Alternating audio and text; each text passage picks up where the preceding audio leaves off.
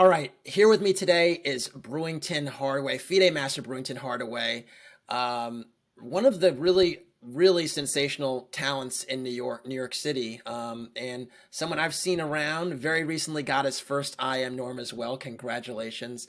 Uh, I just really wanted to talk to you and get a sense of how you got into chess, what your development was, what are your plans for the future, and kind of just have that conversation. So thank you for being with me today, Brew. Welcome.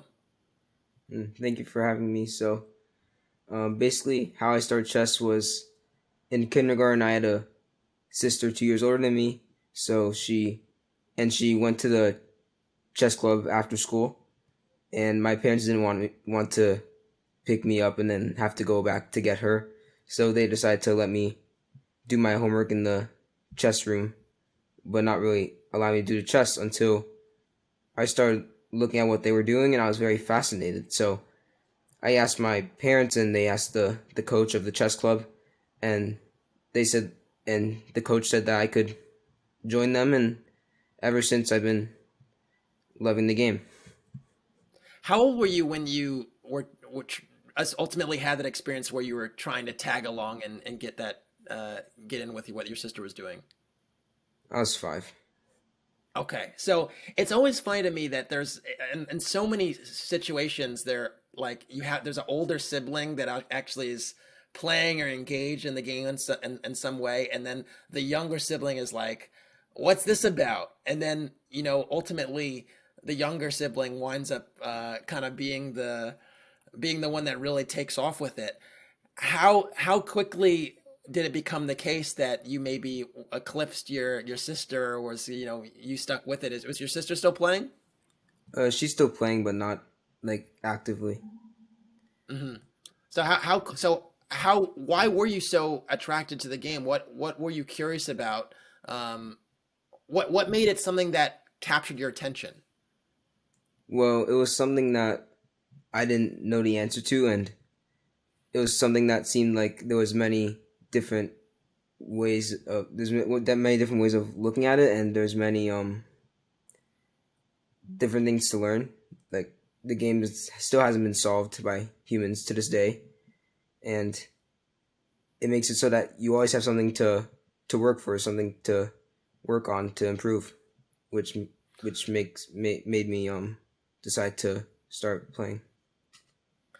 So that was at age 5. At age 10, you became a national master. And I remember because it was like a really big deal. It's like this dude became a national master at 10 years old. Um, what happened in between that period of time? So you were interested in the game. It was kind of fascinating to you. What did that journey project like for you? How was your first tournament? What was going on in that period of space of time? So my first tournament was, well, my first like big tournament, because before I was just playing some random events for kids. My first big tournament was nationals, and when I was in kindergarten, and I actually remember a very sad story where I had 2 queens, but I didn't know how to queen and king checkmate, so I stalemated my opponent. But that just motivated me to keep going, and eventually, first grade I won the New York State Championship for like the K1, and then at the end of first grade I was around 15, 1600, and then actually in second grade I beat my first international master when I was 7 years old, Jay And Bonin, a legend. wait, hold on. Let's just let that breathe for a second. When you were 7 years old, you beat your first international master. Yes. That's incredible. That's just incredible. What was that like? Well, my mom told me that after the game, I came up 30 minutes later and I was like, I won, and then she was like, "Are you lying?" Like, Oh man, she must have fallen out of her chair or wherever she was sitting and waiting for you to finish. She must have been like. So was that when there was like an understanding that like okay, you know, I'm good, and other people around me know this, or did you have that realization before that moment or after that moment? Like, what was that not a surprise for you? well, that moment really showed me that I could really like fight with stronger opponents, and that I don't know what I'm capable of until I hit my peak. So that just motivated me to keep on going. Gotcha. And then you were starting to give me that trajectory. So you said you played in the kindergarten, the nationals in kindergarten, and then you beat your then you won the state championship in New York, and then you beat, and I think that was first grade, you said, right, and Yeah. for state championship, and then in second grade you're beating your first IM. I mean, what happened in third grade at this rate? Third grade is a pretty tough time. Like for most of the year, I was around 18, 1900. But eventually in summer, I was able to finally get past 2000. So that was Gotcha. mainly what happened in third grade. So it sounds like there's kind of just steady, gradual improvement throughout. Did you kind of hit this this kind of this local? Did you ever hit a snag like where you kind of plateaued briefly before going forward a little more? I know a lot of people at some point in their chess life they ultimately come to this point where it's like they're not gaining rating every single tournament, and it's like it could be for a month, it could be for a year, it could be for longer. Um, it sounds like there was no real even little blocker there in that rise. Well, in 2018, after I hit 2000, I was actually stuck there for like almost a year before hitting 2100. It was very hard for me to get there. And one time I was even 2095, and then I dropped down to below 2000, so that was very demotivating. But then eventually, you always have a good tournament, so I eventually had a tournament where I got back up to 2090, and then ever since I've just been slowly going up, not really trying to rush it. Did you learn anything about yourself when that happened? Like when you had this period of adversity where you're 5 points away from 2100, then you lose basically 100 points. Um, was there anything you learned about yourself and your game that like ultimately benefited you?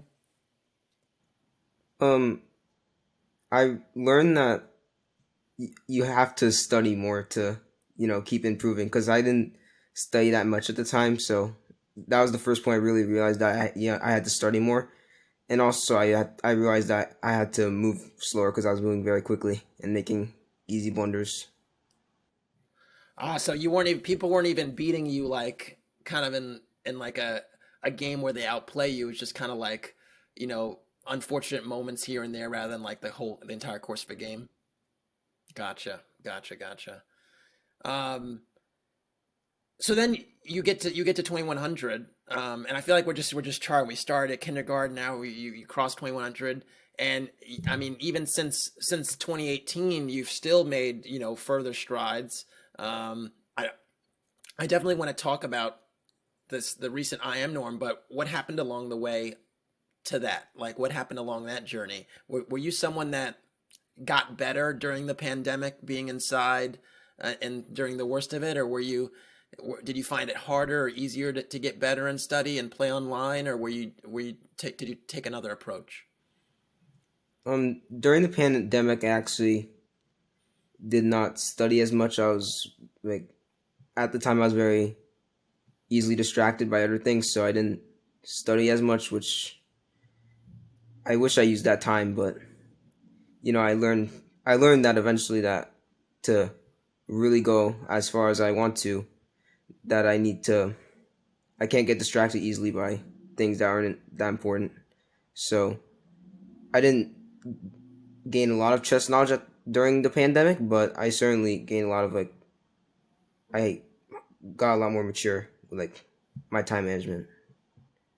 Yeah, it's funny how like sometimes there are some kind of non-chess specific things that can help you with your chess, where like there's a maturity level, there's a discipline level, and in some ways those small things can ultimately just make you a better player because you're managing your time better, you're a little more rational.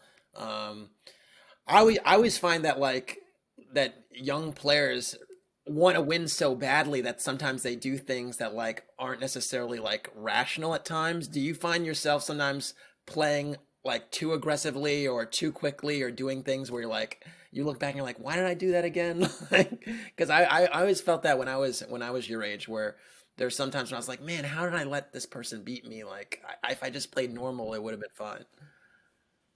Yeah, I think it's an issue that everyone faces when they're playing a significantly lower rated player and they try to win because they don't want to lose a lot of rating from a good draw.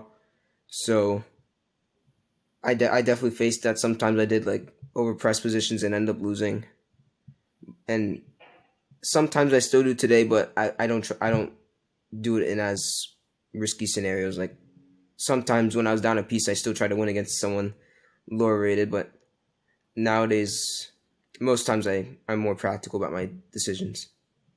Hmm. Do you feel like do you feel like you have like a really well defined style, like a way that you want to play chess that you think gives you the best chance to win, or do you still feel like you're evolving and you can play in all types of ways? Where are you at as far as your chess philosophy? Because I feel like everyone has a different idea about what they want to do or what they find is most effective, and there's no right answer. It's kind of personal to you. I try to mix up my style depending on my opening. So sometimes as white, I'm a bit more aggressive, but maybe as black, I try to play more solid game. But I think for me, it depends on the opening I'm playing. Like in some openings, it's clear that I try to attack to win, but others are more solid. You sound like one of those people that play a lot of different openings very comfortably, and I'm always very envious of that. Like, are you just gonna tell me I'm like a old geezer and that this is just the way the computer era should work, or um, like it sounds like you're playing a lot of stuff and crossing a lot of terrain, or am I mistaken there? I do play a few different openings, but not too many like different openings. Just one or two for each color. Basically, I Hmm. have one solid option, one like more aggressive. And do you like and and when you're making that decision about which one to use, is it like rating based or is it mood based? Like, how are you making that decision? I, it's a lot of things. One, my opponent's rating. I don't want to play an equal game that I don't have many winning chances. But also my mood is important, and also my opponent's style themselves. Like for these norm tournaments, these closed tournaments where you know who you're gonna play. If you see your opponent's very aggressive, you want to play more solid because that's where they struggle a bit more. So it depends on a lot of things. Hmm. Hmm.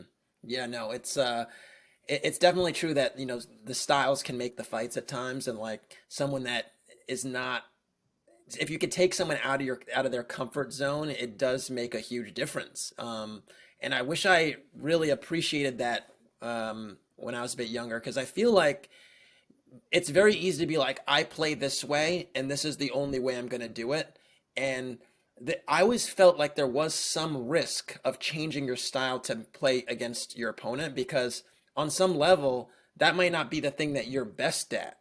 Uh, so, did you ever feel like there's a risk when you're like, I'm going to switch it up today based on my opponent, even though that's not necessarily the thing that like I'm necessarily usually doing? Yes, it does certainly backfire at times, and I do. Sometimes it is an issue, but I'm I'm trying to get more adjusted to being able to play several styles so that I don't struggle in either one. Gotcha. So you mentioned those norm tournaments. So, um, and I did suggest you'd recently gotten your first IM norm. Tell me a little bit about that process, that journey, that tournament. Walk me through. Maybe give me a brief synopsis of like the beginning, the first few rounds, then the middle, and then the end. Because I feel like through these segments, each one has its own story to it, right? There's like ebbs and flows, ups and downs, or maybe it was smooth sailing. I don't know. I mean, I've never gotten a norm in a tournament where I didn't lose at some point. So maybe you were just, undefeated the whole time, different story. How was that process for you? I mean, it was certainly not clean. So after the first three games, I had 2.5 out of three, and the norm was 6 points since the average was fairly higher than it usually is. And the fourth game, I play like a 4.5 hour game. I've been losing the whole game. I've just been defending, defending, defending. And my opponent makes a blunder and I win. But I did not play very well that game, so I was starting to get concerned about my play. In the Wait, fifth hold round, up, I hold up.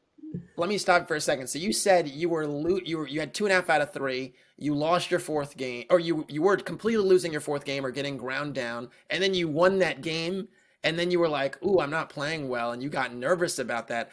I would be celebrating like it was Christmas. I'd be like, I have 3.5 out of 4. I'm never gonna play a game worse than that one. Um, this let's go. Like where you so you were very. It sounded like you're very even keel in that moment where a lot of people wouldn't be. yeah. And I mean, where does that come from? That kind of even keel, like kind of level headedness. I mean, a lot of people get really big headed and very, very confident when they like get on a roll, and you're just like, I didn't play well. Got to be better next time.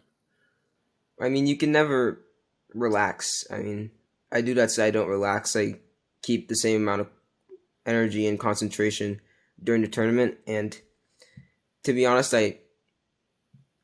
if I was celebrating about that game, I probably would not have prepared as much for the other games, which probably would have hurt me in the long run. Gotcha. All right, so take me back to round five. So you have 3.5 out of 4 going to round five. So round five was basically the opposite scenario. I had basically no losing chances with white against a strong IM, and eventually I just spent too much time and I lost that game, which certainly hurt since I had the white pieces. But I mean, I still needed +1 out of 4 games, so certainly doable. And then in round six, I just play a terrible game against the lowest seed. I mean, everyone's strong, but this game I was trying to win, and my opponent just played very well, and I lost 2 games, and I started losing motivation. So you basically lost 3 games in a row at that point. So you is that inaccurate? So you lost in round five, so you were 3.5 out of 5, and then you're saying you lost round 6 and 7, or it was just 6? 6. Okay, so then you're at 3.5 out of 6. Still not a bad tournament at that point. You're still on a plus score, and you said you almost felt like you started to lose motivation. Who do you talk to when things are going well or when things aren't going well? Who's in your corner? Like, sometimes it can be a coach. It can just be a friend that's not involved in chess at all. It could be your parents. Who's in your corner when you're starting to get to that place where you're like, man, I don't know. I mean, my parents always motivate me to try my best, even if it's not going so well. And I also just, even though it being very difficult, I still try to motivate myself to work as hard as I can to hopefully do well. So you had so in that moment when you're in 3.5 out of 6, you just lost 2 in a row. It's your parents you're talking to. Yeah, and trying to like motivate myself to keep going, but they're the main motivators. Awesome, awesome. All right, back to the so you lose two in a row, and then what? Round seven, I got the white piece against Udasin, former like world top 10, very strong. And I was, I during the game I was so exhausted. I was kind of tired. I didn't really want to play. I was thinking about making a quick draw, and then he made a slight error, and I was up a pawn in a rook endgame, and the computer said I had winning chances. I didn't really see a way through, and it was eventually a draw. So I need to win 2 games in the last day. But that game did motivate me because even though I was winning, at least I played a good game. So that gave me more confidence. So you were on 4 out of 7 at that point. You definitely stemmed the tide of like the. It's always nice to get rid of the losses. So you played a game to kind of put that behind you, and yeah, you had some pressure, so you could kind of say like, I can build on this. Yeah. And then you had to win 2 on the last day. On the last day, you had to win 2 in a row to get there. That's a lot of pressure. Were you thinking about it at all, or were you just one at a time, or like what was your mindset there? Because I know, especially when there's that first one, whenever you do anything the first time, it's sometimes the hardest. Was it in the back of your mind already? It certainly was during the games. I didn't think about as much like before the games, but during the games, it certainly did impact some of my decisions. So what about it tricky during the game, but not before? Because I feel like before some people were just like will be super. They'd be thinking about it a lot, like the night before when they have breakfast that morning. What was it during that made it different than before? Um, just during the game, it's a lot more in your mind since you're actually like, playing, and when you think about before the game, it still can get in your mind, but it's easier to get rid of it and just say you gotta try your best. But when in the middle of the game, you're always thinking like, at least for me, I'm like, okay, come on, just play for a win. A win is all you want, and it doesn't matter if you win or lose. You just gotta try to win. So I think it's just when you're playing, it's you just all of a sudden realize that, oh my gosh, if I keep winning, I can get a norm. So it's just when you're playing, it's just more in your head. Gotcha, gotcha. And take me to that last game. You know now you've won round eight. You are in five out of eight. You know if I win this game, I've clinched it. When did you realize you'd clinched it? I only realized it after 51 moves when my opponent made a fatal error. I was pressing that whole game, just like a few of them, and at one point I had a very big advantage, but I eventually messed up my advantage, and it was eventually an equal end game. And then my opponent, since he needed a draw for a norm, he was playing a bit more. I feel like he was playing a bit more conservative, and I just I didn't give up. I mean, I knew that I wasn't winning. I knew I messed up the advantage, but I just kept on trying, and then eventually I realized when he made the blunder, I was like, "Oh my gosh, it's happening!" And yeah, that was great. Oh my gosh, it's happening is wild. Like, were you able to like contain your excitement? Like, were you? I mean, were you wearing a mask? Like, was your face even visible? Like, what was your like? Do you get up and walk around when you're playing? What is the dynamic when you're like at the board? That's like, oh my god, it's happening. Well, when you realize it's happening, you're like, "I cannot mess this up. If I mess this up, I'm gonna be in so much trouble. I'm gonna be so mad at myself." So it actually helped me to focus more, which is a bit Okay. weird, but And very awkward too that, your opponent was also vying for a norm, so you guys both had real stakes attached to the game, which sometimes is not necessarily the case in the last round of an event. So you can trust that you really did earn it in every way imaginable, needing to win and them also having stakes. It's like neither side really wanted to budge, right? So that's really cool. Um, and yeah, I mean that's just amazing. So when your opponent actually resigned, what was the first thing you did when you got out of the immediate playing hall? we texted my family, of course, since they were supporting me so much, and they're of course happy, but I didn't really celebrate that much otherwise because I know I could have it could have been cleaner based on that start, but still getting it done is all that matters. It's a really big deal. Like I want to kind of intimate to you how big of a deal it is that I mean are you 12 still? 13. Or 13. Okay, so you're 13 now. Forgive me. But you're 13 years old, you're barely a teenager, and you're having this level of success. You're almost 2,400 FIDE. It's a very big deal. And I really want to just credit you to to the as much as possible, really, to kind of just help you understand that. Um, when you're playing, and again, you play in a lot of tournaments. You've been around the New York City chess scene for some time now, and I've heard about you for some time.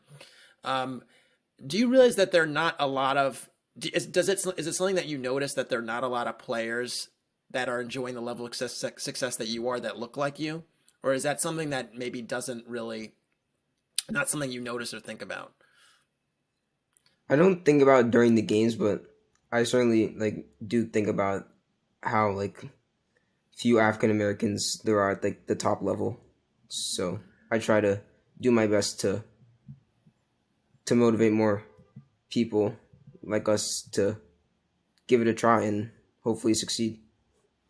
Yeah, no, because I think it is a really big deal that like representation is really important, and whether you realize it or not, you are a real role model and ambassador of the future and the present in many respects as well. And so sometimes like when you're in the midst of it and you're in a part of the grind, you don't even recognize necessarily the impact that you're having, but you are having like a tremendous impact, and people actually talk about you a lot. So it's just a really big deal.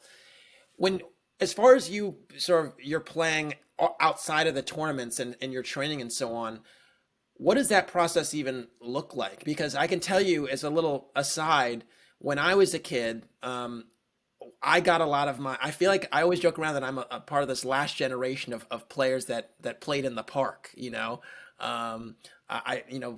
There were parks all around New York City where there were older guys you could like play with and spar with, and you're originally from Harlem, right? Yeah. So I'm from Harlem as well. My park was Marcus Garvey Park. So that was the park I was known in and so on. You being a part of this future generation, do you have that experience at all, or is it all online? Because I've always wondered about that. It's mostly online nowadays. Like Okay, everything's yeah. changing in the world. So yeah, you're just like, yeah, you're just old, man. That's not how we do things anymore. So with that in mind, with it being online, is it something where you're just playing random people on Chess.com, or do you have peers that you're and friends that you're sparring with, or what does that process look like for you?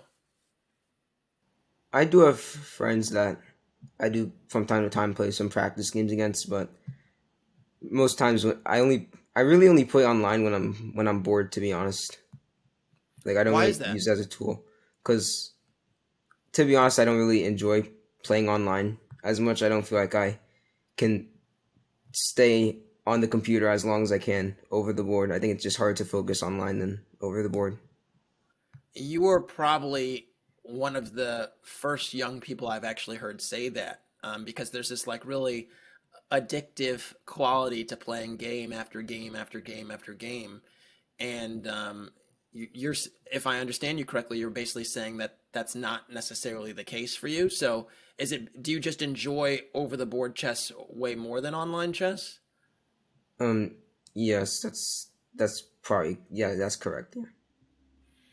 Wow, that's really interesting.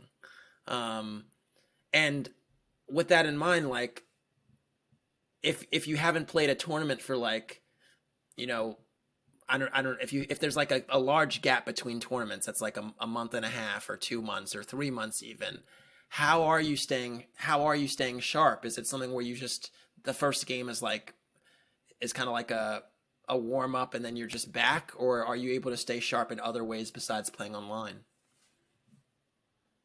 I do. I try to before tournaments just do a lot of puzzles, and before tournaments I do play a few online games, but mostly just calculation helps me get back into it, and also using a physical board to do some puzzles helps a lot. A physical board. Wait, we got to say this for the people in the back. You actually take out a board with pieces and put them on the board. Wow. And not a lot of people, a lot of people don't even have a lot of people are not taking out boards anymore. It's almost like people like writing with pen and pencil on paper. It's all on the computer now. It's like so that is very different.